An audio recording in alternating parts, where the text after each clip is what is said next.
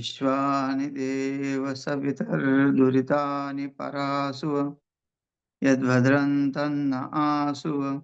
ॐ शान्ति शान्ति शान्तिः। वसुदेवसुतं देवं कंसचाणूरमर्दनं देवकी परमानन्दं कृष्णं वन्दे जगद्गुरुं। श्री सद्गुरुदेव भगवान की जय। प्रस्तुत श्रीमद् भगवद गीता का 15वां अध्याय और श्लोक क्रमांक भी 15वां है। यहाँ भगवान कहते हैं कि मैं ही सबके हृदय में हूँ। पहले कहा कि मैं ही पृथ्वी हूँ, पृथ्वी पे गर्भ में मैं हूँ। पहले पृथ्वी के गर्भ में कहा, फिर अन्न के गर्भ में कहा रस रूप से। अब मनुष्य के शरीर में भी भगवान कहते हैं कि सर्वस्य चाहम हृदय सन्निविष्टो, मनुष्य का हृदय में हूँ। तो हृदय ही मुख्य होता है। तो कहते हैं सर्वस्य चाहम हृदय सन्निविष्टो मातः स्मृति ज्ञानमपोहनं च वेदे च सर्वैरहमेव वेद्यो वेदांत कृत वेद विदेव चाहम। अहम मतलब मैं, अहम सर्वस्य हृदय सन्निविष्टः। भगवान ज्यादा दूर नहीं है। अगर कोई कहे कि भगवान केदारनाथ में है, कोई बद्रीनाथ में है ना, कोई कहेगा अमरनाथ में है, कोई कहेगा कि कैलाश पर्वत में है। वो अपना भाव है, तप है। वो उसके पास जाना एक तप है। लेकिन ये निश्चय नहीं कर सकते कि वहां जाने के बाद ही परमात्मा है। बाकी अगर संतों को देखा जाए, मीराबाई को देखा जाएंगे या और अन्य तुलसीदास जी जितने भी संत हुए हैं, संत तुकाराम महाराज, ज्ञानेश्वर महाराज, जितने भी संत हुए हैं संसार में, वो कभी मुझे लगता नहीं कि वो मानस सरोवर गए होंगे। हाँ, किसी जन्म में गए होंगे, क्योंकि भगवान भोलेनाथ का निवास है तो उनके भक्त उनके पास ही रहते हैं। लेकिन फिर भी उनके पास परमात्मा है, उनको बोध है परमात्मा का। क्यों? कि उन्होंने जान लिया कि सर्वस्य चाहम हृदय सन्निविष्टो। जब ये अनुभूति हो जाती है कि परमात्मा सबके हृदय में है और परमात्मा का ज्ञान सबके सब हो जाता है उनको, तो उनको फिर हर जीव में भी परमात्मा का दर्शन हो जाता है। हाँ, क्योंकि सर्वस्य चाहम कहा, एक ये तो नहीं कहा कि भक्तस्य चाहम हृदय सन्निविष्टो। अगर कहते भक्तस्य चाहम हृदय सन्निविष्टो, केवल मैं भक्तों के ही हृदय में रहता हूँ, तो और पाखंडी बनते, और लोग पाखंड करते कि मैं भक्त हूँ भगवान का और मेरे हृदय में भगवान है, और तो फिर तो मंदिरों की कोई कमी नहीं होती। ये तो कहा कि सर्वस्य चाहम हृदय सन्निविष्टो। अब यह सर्वस्य चाहम हृदय सन्निविष्टो कहाँ है? तो ये भी नहीं मान सकते कि केवल मनुष्य के लिए कहाँ है। मनुष्य के लिए कहते तो मनुष्य से चाहम हृदय सन्निविष्टो कहते, स्त्री के लिए कहते नहीं।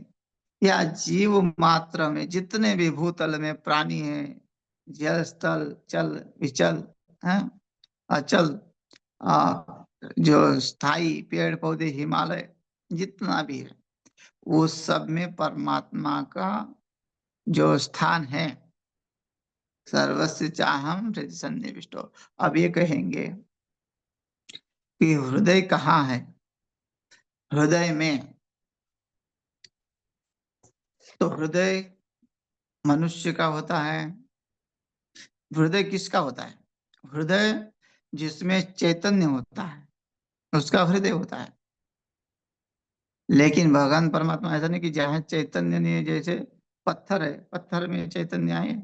लेकिन कई कई जगह देखा जाता है पत्थर भी मोटा मोटा होता रहता है। पहले पहाड़ छोटे छोटे थे, अब ऊंचे ऊंचे हो गए बोलते हैं। जोशीमठ में एक शिवलिंग है, वो हर साल थोड़ा थोड़ा थोड़ा सा बढ़ता रहता है। ऐसा है वहाँ शिवलिंग, पत्थर का शिवलिंग है, वो बढ़ता रहता है। तो ये कह नहीं सकते कि भी पत्थर में हृदय नहीं है, वो अपनी जगह में स्थित है। बोल नहीं सकते।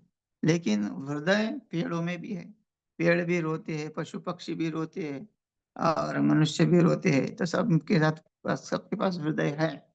तो सर्वस्य जहाँ हृदय सन्निविष्टो और भगवान कहते हैं कि मैं सबके हृदय में हूँ, बहुत सन्निकट हूँ, बहुत ही नज़दीक हूँ। तुमको ज़ोर से चिल्लाने की आवाज़ नहीं ज़रूरत नहीं पड़ती। जो माइक लगा-लगा के चिल्लाते हैं, चाहे कोई भी समाज के लोग हों, कौन से भी संप्रदाय के हों। अगर वो सोचते हैं कि इसे माइक से चिल्लाने से लोगों के तक आवाज़ जाएगी, लोगों के कानों तक आवाज़ जाती है, लोगों के हृदय तक आवाज़ नहीं जाती। और वही जब शौनक आदि जी ने जो सूत जी ने जब कथा सुनाई, तो उस सूत जी ने जब कथा सुनाई तो 80,000 ऋषि मुनि थे सुनने के लिए। अब बताइए वहाँ कहाँ का माइक आया? वहाँ कैसे माइक होगा? जब 100 लोगों को अगर सुनाना हो तो माइक की ज़रूरत पड़ती है। जहाँ 80,000 लोग संत जो है ऋषि मुनि बैठे हुए हैं सुनने के लिए और सूत जी उनको कथा सुना रहे हैं और उनके हृदय पटल पर जो है वो बोध हो रहा है। वो गदगद हो रहे हैं, आनंदित हो रहे हैं। अनुष्ठान है वहाँ उठ यहाँ वो ये नहीं देख रहे कि भोजन भूख लगी है, नहीं, उठ भी नहीं रहे हैं। और यहाँ माइक लगाने के बाद जो बोध होता है, फिर भी वो हृदय तक नहीं पहुँचता। तो इसलिए इसका तात्पर्य ये है कि हम परमात्मा के लिए कुछ करते ही नहीं हैं, केवल दिखावा के लिए करते हैं। अगर करते हैं तो वो तो हमारे हृदय में योगी लोग जो ध्यान करते हैं, तो योगी लोग कहाँ चिल्लाते हैं ज़ोर-ज़ोर से राम, राम, राम, राम, राम, राम।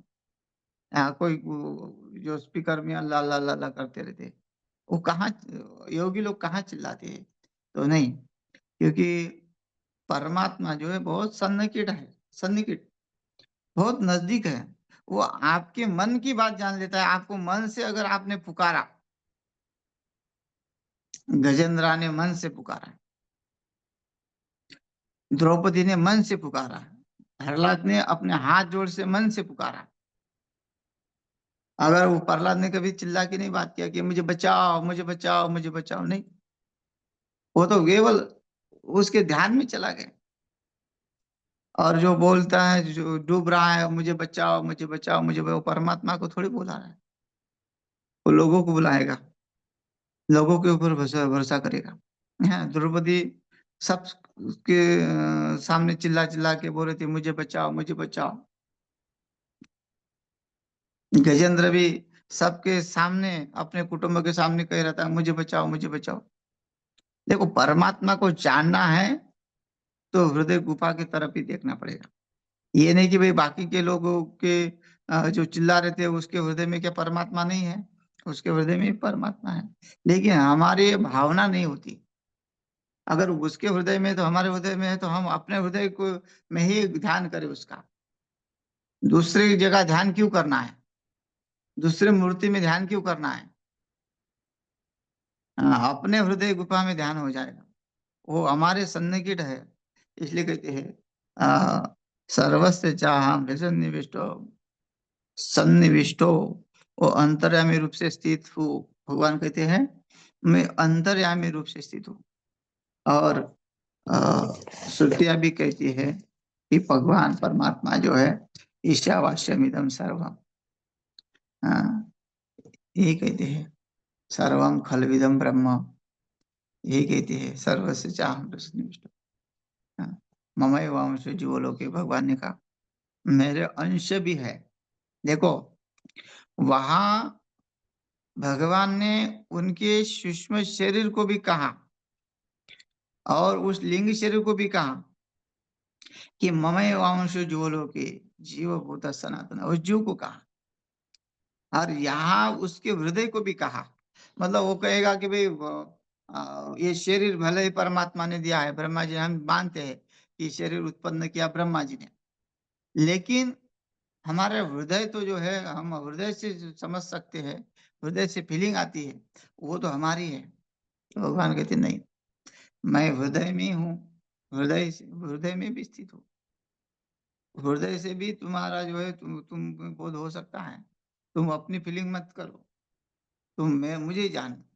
तो देखो, वहाँ अंश मतलब शरीर भी कहा, अब या हृदय भी कहा, आगे बुद्धि भी कहेंगे, भगवान मन भी कहेंगे, मन बुद्धि अहंकार चित्त सब जो है परमात्मा ही है, लेकिन वो समझना पड़ेगा हमको।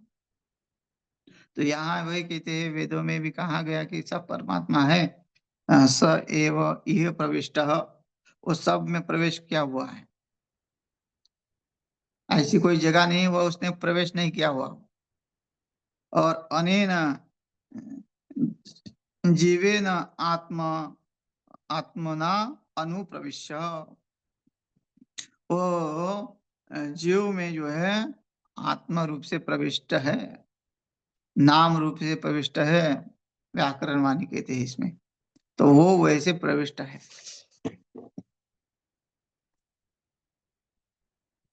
उस परमात्मा के सिवा और कुछ भी नहीं है,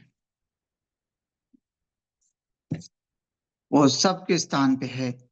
ये इसलिए करिए, सर्वे वेदा यत् पदमा मंति, अर्थात संपूर्ण वेद जिस परमात्मा का रूप परम पद को कथन करते हैं वही जानने योग्य है, या कहते हैं। और ये कहते हैं कि अगर भाई प्रश्न करते हैं कि भाई वेदों में तो कहा इंद्र, चंद्र, सूर्य, अग्नि, ये सब कहा, तो वो भी कहते हैं कि वो सब उसी के नाम है ना। इदम मित्रम वरुणम अग्निम आहुरथो दिव्य स सुपर्णो गुरुरात्मनः एकम सद्विप्रा बहुधा वदन्ति, है ना। एक है, लेकिन पंडित लोग जो उसको अनेक प्रकार से संबोधन करते हैं। हाँ, अग्नि, यमम, मातरिश्वाम आहु, इस प्रकार कोई अग्नि कह रहा है, कोई यम कह रहा है, कोई मातरिश्वा कह रहा है। हाँ, तो ये सब जो है ये सब वे सर्वे देवाः, ये सब उसका प्रतिपादन करते हैं, क्योंकि वो सब में है। वो इंद्र वही है, चंद्र वही है, सूर्य वही है, अग्नि वही है। तो जिससे हमारा कार्य चल रहा है, वायु से हमारा कार्य चल रहा है। अगर हमारे श्वास प्रश्वास जो वायु है वो अगर थम जाए तो शरीर हिलता डुलता नहीं। तो इसलिए उसका जो श्वास चल रहा है, वो श्वास जो वो पवन है, वायु है, वो उसी का स्वरूप है। और यहाँ वेद भी प्रमाणित करते हैं, कहते हैं मत स्मृति ज्ञान उपहनन च, जो ज्ञान प्राप्त करते वो ज्ञान भी मैं हूँ, जो प्राप्त हुआ वो भी मैं ही हूँ, है ना। जो मतः मतलब मुझसे ही स्मृति, जो स्मृति होती है, श्रुति स्मृति पुराना नाम स्मृति मतलब मनुस्मृति जो है, जो जीवन कैसे जिया जाता है, जीवन में कैसी नियमावली, जीवन में कैसा आचरण, मनुष्य जीवन कैसा बनता है, उसको कहते हैं मनुस्मृति। जिससे मनुष्य जीवन बनता है, मनु से मनुष्य बना, और नहीं तो पुरुष और स्त्री दोनों है ना? लेकिन ये मनुस्मृति पढ़ के जो है उससे मनुष्य बनता है, मनुष्य। और अगर वो मनुष्य नहीं बनता है तो मनुष्य रूपे न मृगश्च रंति, वो फिर पशु है। अगर वो मनुस्मृति का जो है, इसलिए तो कहा है स्वस्ति पंथा मनुचरेम, स्वस्ति पंथा जो मनु का मार्ग है, जो कल्याणकारी मार्ग है, क्योंकि वो परमात्मा ही है। भगवान कहते वो मैं ही हूँ, जो मनु है, अ, प्रजापति है, वो सब मैं हूँ। सबसे पहले तो मनु ही आए, तो उन्होंने सबसे पहले लोगों को जो है स्मृति, वो मनुस्मृति दिखाई दे दी। और जो ज्ञान ज्ञान शब्द है वो भी मैं हूँ। और अपोहनम, अ, जो अपोहन, अ, जिससे अ, स्मृति होती है, मतलब ज्ञात होता है। अपोहनों का मतलब जो ज्ञान हुआ, ज्ञान उससे जो ज्ञात होता है वो भी मैं ही हूँ। तो जानने वाला भी मैं हूँ, और जानने योग्य भी मैं हूँ, और वो जो जाना है वो भी मैं ही हूँ, ऐसे कहते हैं। अपोहन उसको कहते हैं जिसको जान लिया, जिसको जान लिया। या फिर उसकी जो स्मृति है, जो बुद्धि है, जो बुद्धि में स्थित जो स्मरण शक्ति है ना? स्मरण शक्ति जो है भगवान परमात्मा ही है, ऐसे कहते हैं। और भगवान कहते हैं वेदे च सर्वे रहमेव वेद्यो, मैं ही वेद हूँ, वेद द्वारा मैं ही जानने योग्य हूँ। वेद भी मैं हूँ और वेदों के द्वारा जानने योग्य भी मैं ही हूँ।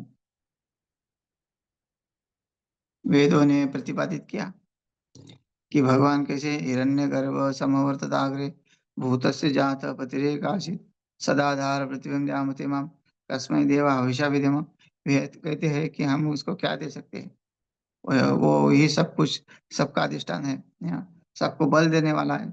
यह आत्मदा बलदा यस्य सोपासते प्रशिक्षण यस्य देवाः ऐसे छाया अमृतम, जिसकी छाया अमृत में है, उस परमात्मा का जो बल है, यह आत्मदा बलदा यस्य उपासते। हम उस आत्मा की उपासना करें। आत्मा की उपासना क्या है? अहम ब्रह्मास्मि, मैं ही ब्रह्म हूँ, ये इसी उपासना। तो फिर क्योंकि उससे उसकी छाया हम हैं, एक रूप है, उससे अलग नहीं है। इसलिए उसकी उपासना करो, क्योंकि वो प्राण सबको देने वाला, यह प्राण तो निमिषतो महित्वैकैर्राज जगतो बहु। ये इसे अस्य द्विपदीय चतुष्पद, दो पांच चार पांच जितने भी इस धरती पे जीव है, उसको सबको प्राण देने वाला है परमात्मा। यह प्राण तो निमिषतो महित्वैकैर्राज जगतो बहु। उस जग में जो है, ये जगत में सबको धारण किया हुआ है, और सबका जो है जीवन चला रहा है, सबके प्राण चला रहा है। चाहे दो पैर वाले हो या चार पैर वाले हो, हाँ, वो सबको पालन पोषण करने वाला है। तो इसलिए कहते हैं उस वेदों को भी मैं ही जानने वाला हूँ। और सर्वे रहमेव वेद्यो, यहाँ सर्वे मतलब सब वेद द्वारा, और वेदांत कृत वेद विदेह चाहम, वेदांत का कर्ता भी भगवान परमात्मा है। जो अद्वैत है, वो अद्वैत भी परमात्मा ही है। यहाँ कोई उससे भिन्न नहीं है। ऐसा कहते हैं कि वेदांत का कर्ता भी मैं ही हूँ। वेदांत कृत है ना, वेदों का जो भाग है, अंत में जो 4000 मंत्र आए हुए हैं, उस मंत्र में भी मैं ही हूँ। जो मंत्र द्वारा जाना जा रहा है वो भी मैं ही हूँ। तो अ, वेद विद, वेदों को जानने वाला भी मैं ही हूँ, वेदांत का अर्थ भी मैं ही हूँ। अब समस्त भूतों का अक्षर और कूटस्थ आत्मा को अक्षर पुरुष बतलाना, कहते हैं कि किस तरह ये संसार है और किस तरह नाशवान है। द्वामिमो पुरुषो लोके शरक्षाक्षर एव च, शरक् सर्वाणि भूतानि कूटस्थोऽक्षर उच्यते। लोकेक्षर च अक्षर एव इमो दो पुरुषौ, सर्वाणि भूतानि अक्षरः च कूटस्थः अक्षर उच्यते। लोके, इस संसार में, क्षर मतलब जो नाशवान, और अक्षर जो अविनाशी है, हैं? वो भी दो प्रकार के पुरुष हैं, वो भी मैं ही हूँ। है ना, योगी लोग हैं, योगियों का नाश नहीं होता, योगियों का मृत्यु नहीं होता। और नाशवान जो पुरुष होते हैं, जिसकी आयु 100 साल है, 150 साल है, या 60 साल है, उनकी सबकी आयु निर्धारित है और सबका नाश होता है। क्षर मतलब इस संसार में नाशवान, और जो कभी उसका नाश नहीं होता, वो अविनाशी परमात्मा भी, आत्मा का भी नाश नहीं होता है। ये दो प्रकार के पुरुष है। इनमें संपूर्ण भूतानि क्षर एवं, भूत प्राणियों के शरीर तो नाशवान और जीवात्मा अविनाशी कहा जाता है ना। नैनम छिन्दन्ति शस्त्राणि नैनम दहति पावकः न चैनम क्लेदयन्ति आपोन शोषयति मारुतः। उस आत्मा का कोई कोई भी जो है हनन नहीं कर सकता है। प्रहलाद जब आत्मा अनुभूति होती है, भाई आत्मा का हनन तो कोई कर ही नहीं सकता। कहीं भी कैसे पता चलेगा कि आ, आत्मा मरता है कि जीता है? तो वो तो जिसने अपने आत्मा रूप को प्राप्त किया उसी से पता चलता है ना। मीराबाई को जो है विष दिया, आ, लेकिन वो विष भी अमृत बन गया। क्यों? कि वो अविनाशी है। भले ये शरीर जो है, मैं ये नहीं कहते कि भाई बाद में क्यों हो गया, बाद में क्यों समाप्त हुआ, वो तो शरीर समाप्त हुआ। लेकिन अगर देखा जाए तो ये बोध है खाली कि भाई अगर किसी से मारने से, ये कहते हैं अविनाशी का अर्थ ये होता है भाई किसी से वो मारा नहीं जाएगा, काल से भी मारा नहीं जाएगा। अपने आप देखो, राम जी को काल लेने आया है, मारने नहीं आया था, ध्यान में रखना। वैसे ही संतों को जो है काल मारने नहीं आता है, काल प्रार्थना करने आता है कि चलिए चलेंगे। अगर अगर कहते हैं कि हाँ तो चले, नहीं तो नहीं है। ज्ञानेश्वर महाराज 19 साल में ही, 20 साल में ही समाधि लेने वाले थे। और क्योंकि उनको सब ज्ञान हो गया है, अब कुछ बाकी नहीं। लेकिन उनके गुरु ने कहा कि भाई कुछ समाज के लिए भी करना है, क्योंकि उन्होंने अपने आप को देख लिया था कि हमको जाना है, हमारा कार्य शेष नहीं है। तो काल को बुलाया। काल को बुलाने के बाद जब उन्हें महाराज ने कहा कि अभी मत जाओ, तो उन्होंने काल को लौटा दिया और 2 साल और बढ़ा दिया कि मैं 2 साल के बाद आऊंगा। तो 22 साल के बाद उन्होंने समाधि ले लिया। लेकिन 2 साल उन्होंने फिर ग्रंथों की रचना की, भगवत गीता के ऊपर भाष्य किया। हाँ, अमृतानुभव वेदांत का जो है, बोध जो है, अमृतानुभव लिखा। तो ये हरिपाठ, जो नित्य कर्म विधि, जो सांप्रदायिक उनकी संध्या बोलते हैं, उनको सब जो भगवान की कथा उसमें है, और भक्ति ज्ञान वैराग्य का बोध उस हरिपाठ में है। ऐसा जो उन्होंने जो रचना की काव्य की, तो ये उनको जो है भगवान लेने आते, यम लेने आते हैं। यम नहीं, जो उनके दूत है, भगवान के पास दूत है, वो लेने आते हैं, या स्वयं परमात्मा भी लेने आते हैं। भगवान जब ज्ञानेश्वर महाराज समाधि में बैठे, तो स्वयं भगवान और माता रुक्मिणी वहां उपस्थित थे। और माता रुक्मिणी और भगवान परमात्मा दोनों भी रो रहे हैं। भले ही ऐसे कहते हैं कि ज्ञानेश्वर भगवान विष्णु नितिर भगवान हरा, वो उन्हीं के अंश माने गए हैं, वो वैसा एक श्लोक आता है कि उन्हीं के अंश है। तो कह, लेकिन जब आत्म तत्व एक होने से जो है, तो भले ही अलग अलग अलग भेद दिख रहा है, स्वर्ण एक होने से, सोना एक होने से भी जो भेद दिखता है, वो वो उसकी जो है गहनों के रूप में है। गहने बनते हैं, चूड़ी बनती है, कान के बनती है, पायल बनती है, कमर पट्टा बनता है, गले के अलग अलग प्रकार के हार बनते हैं। लेकिन उसमें जो तत्व है वो सोना ही है। ऐसा जिसका बोध होता है, फिर वो उसको कोई भी मिटा नहीं सकता। तो ऐसे ही उसको जो बोध होता है इस शरीर में जो है बोध हो गया है उनको। तो ये नाशवान, उसको कहते हैं नाशवान नहीं, अविनाशी। वो अविनाशी बन जाती है। जिसका जिसको अ, अद्वैत का ज्ञान हो गया, वो अविनाशी हो गए। या अविनाशी का अर्थ यानी शरीर से नहीं लेना है। अविनाशी का अर्थ ये है कि वो परमात्मा से मिले हुए हैं, एक रूपता को प्राप्त हुई है, इसलिए वो अविनाशी है।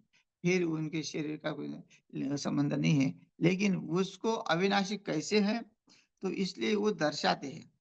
नहीं तो क्या पता चलेगा हमको कैसे आत्मा अविनाशी है, क्योंकि आत्मा तो किसी ने देखा नहीं है। लेकिन जो आत्मरूपी हो गए, आत्मा में जिसका भेद नष्ट हो गया, अभेद रूप हो गया है, तो उसको तो पता चलेगा ना। क्योंकि प्रहलाद की जीवनी देखो, संत मीराबाई की जीवनी देखो, कई संतों को जहर खिलाया, कई संतों के साथ दुर्व्यवहार किया गया है, फिर भी उनको कुछ नहीं बिगाड़ा। क्यों? कि वो अपने आप को अविनाशी समझते हैं। काल उनको कुछ भी, ध्रुव जी महाराज को लेने आए।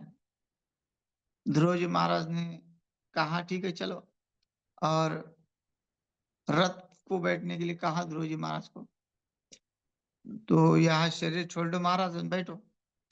तो अच्छा, तो यम को ही बोला कि तुम नीचे झुको, और यम के सिर के ऊपर पैर देके रथ में अपने शरीर सहित बैठ गए और शरीर सहित चले गए। वैसे संत तुकाराम महाराज भी वे शरीर सहित जो है वैकुंठ में चले गए, और कई बार भी आए भी है।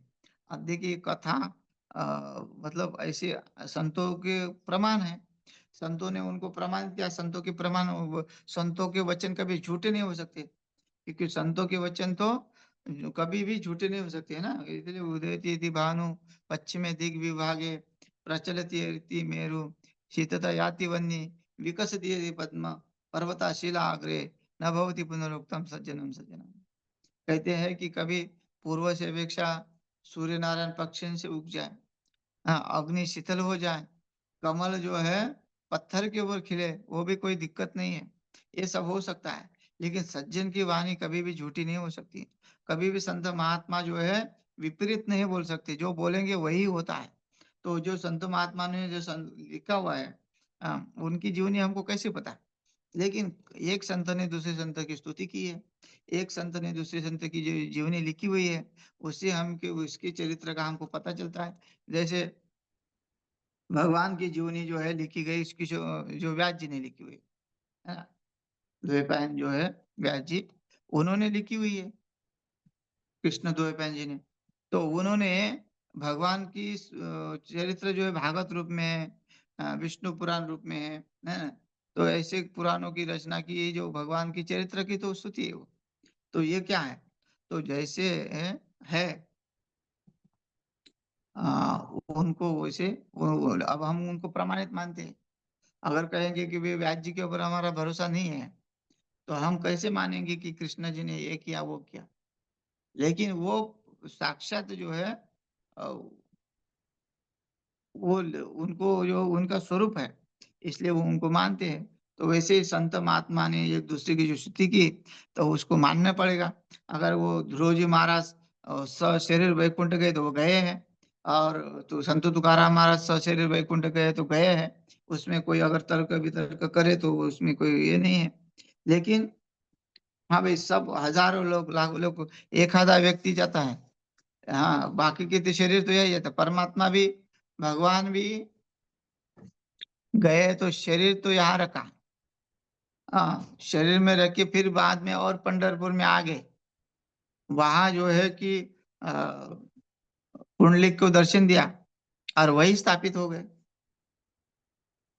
उधर दूसरी कथा आती है कि भगवान को जलाया वो शरीर को, और वो शरीर जो है हृदय उनका जो जगन्नाथपुरी में निकला।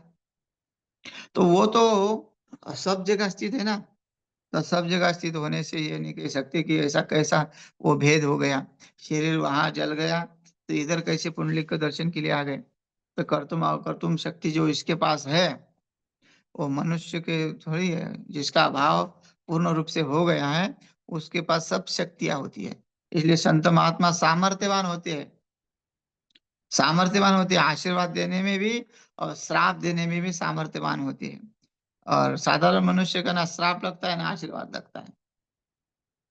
तो ऐसा, तो ये अ, यहाँ कहते हैं द्वामेव पुरुषो लोकेश रक्षाक्षर एव च, वो नाशवान और अविनाशी कहा जाता है जीवात्मा।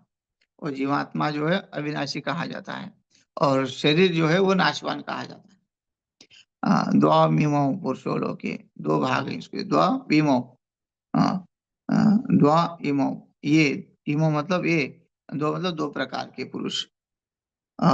संपूर्ण भूत प्राणियों के शरीर तो नाशवान है ही, लेकिन जीवात्मा जो है वो नाशवान नहीं है। तो यह कहते हैं, इस श्लोक का अर्थ है।